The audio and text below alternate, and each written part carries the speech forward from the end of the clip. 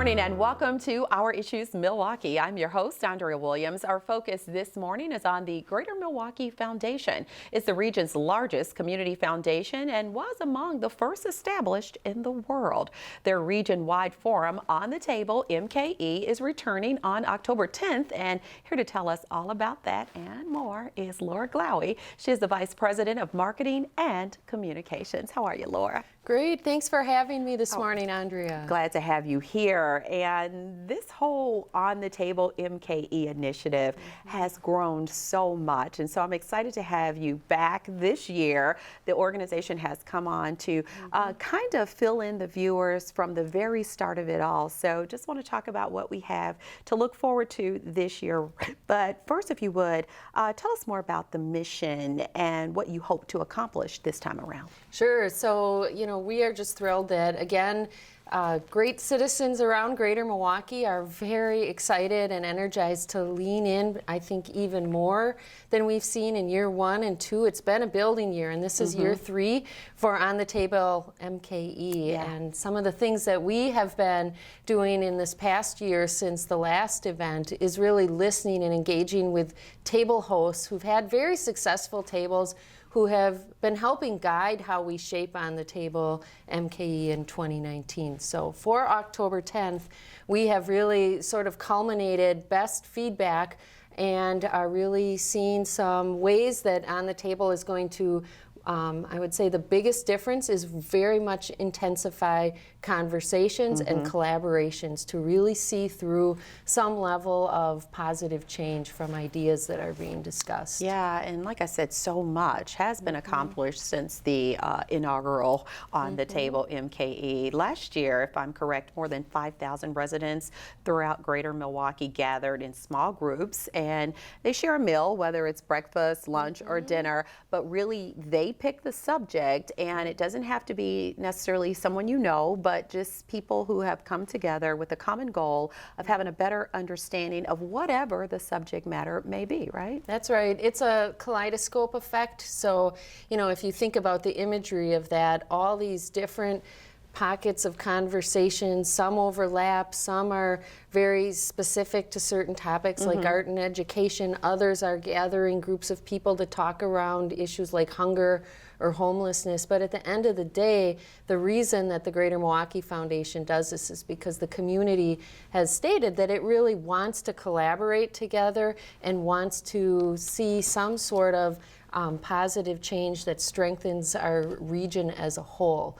And that's the mission of the Greater Milwaukee Foundation. So we overall, Yeah, overall, bringing people together to convene is just one of the things that we do really well. Yeah, and I did just talk about, people coming together. So between now and October 10th, people do have time to kind of figure out what's something that they'd like to know more about or something that they're passionate about, whatever the case. But they can actually go to your website and join groups that are already established, right? That's absolutely right. So that's actually one of the things that hosts told us they'd like to see is that, they hear sometimes later about great table conversations that happened in the evening or in the morning or in the afternoon, and they would have loved to have known about that because they would have tried to join that conversation. And so this year, that is one of the key changes, is that we have made all of the tables searchable, so that if there's a public table that's open, some are private tables, but there's over 30 public tables this year,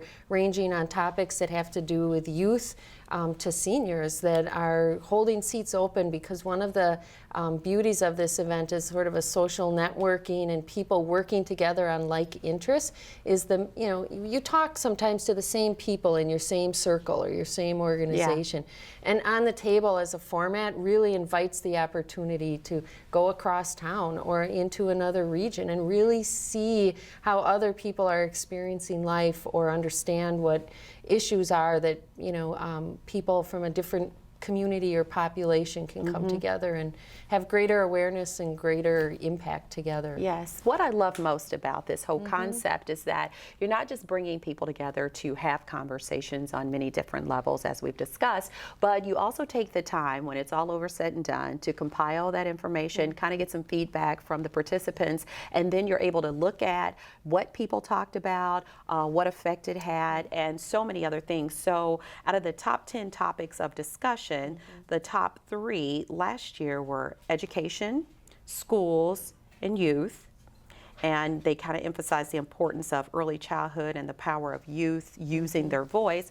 Then the second most popular subject was community vitality and community engagement with community involvement. And then number 1, race, racism, segregation, equity, diversity, and inclusion. Right.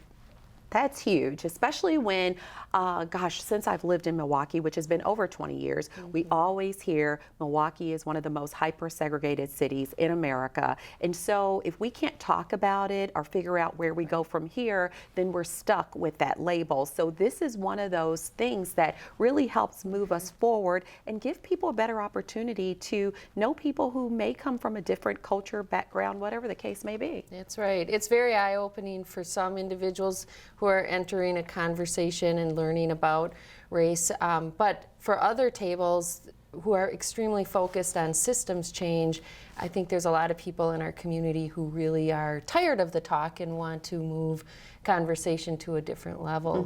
What's spectacular is that for 2 years in a row, this community has said that race and matters of race are one of the most important topics. And this year we can see by the types of conversations that people are signing up for that most hosts are picking racial equity and inclusion as one of the primary points in their conversation, or it's embedded or intersecting with no matter what topic they're talking about, even if it's environment or animal welfare or work in bridging divides in schools and churches and congregations. What I love that the sky's the limit. You can talk about, like you said, gardening if you like, just people with a common goal coming together, or someone who's interested in gardening and learning more. So I want to talk about the importance of really just people being able to come together and talk, but actually put all that talk into action.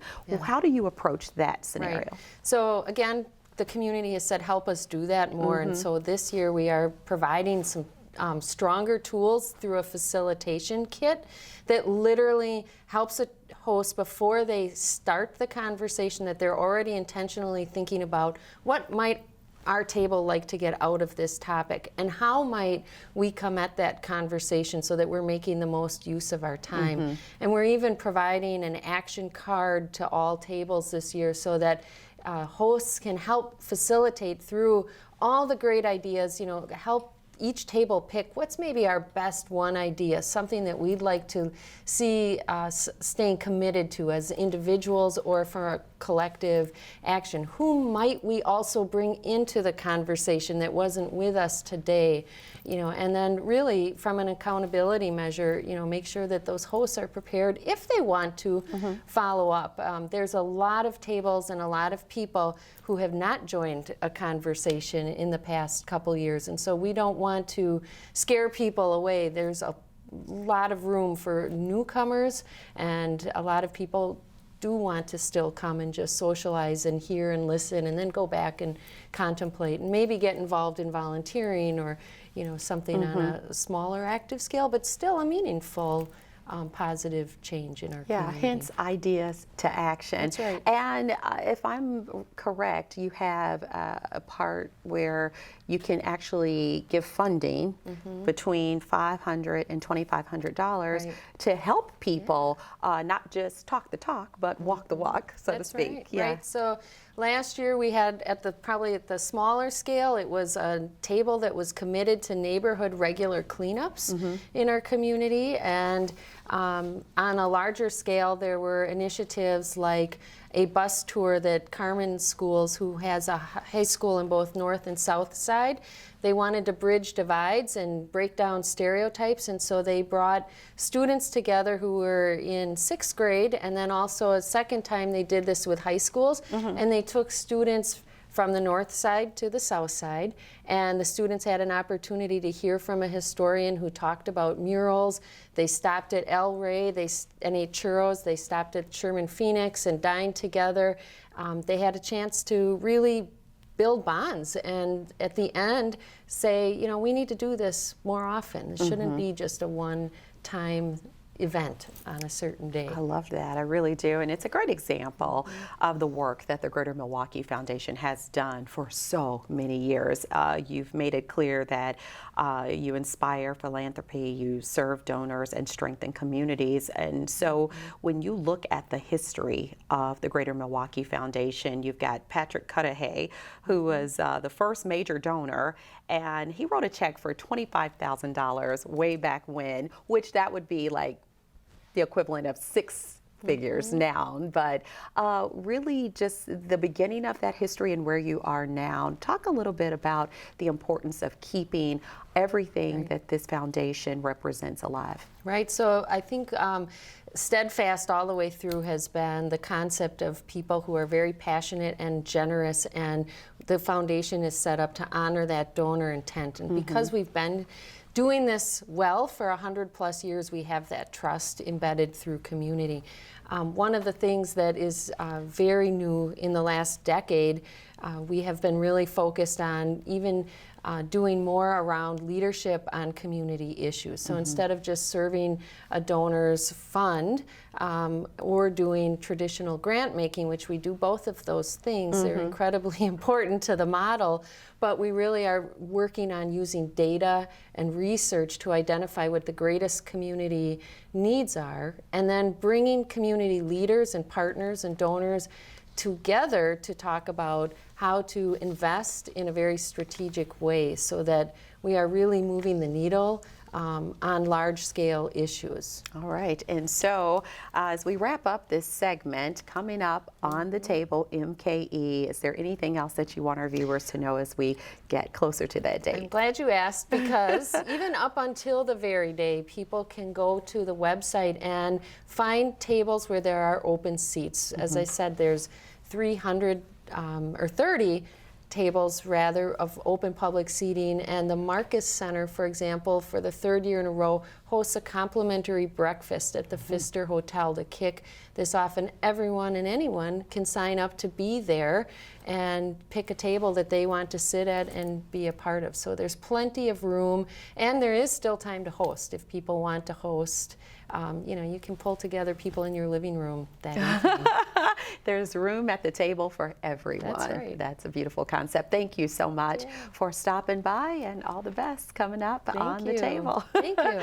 Laura Glowy is the Vice President of Marketing and Communications for the Greater Milwaukee Foundation. For more information on anything that we've discussed, of course, you can go to their website, onthetablemke.org. When we return to Our Issues Milwaukee, we'll continue our conversation about this outstanding initiative and talk to individuals who have found a way to collaborate in a way that impacts youth and the community. We'll find out more about the Humane Animal Welfare Society, known as HAWS, and the Woodland School unique approach to On the Table MKE. We'll do that right after this.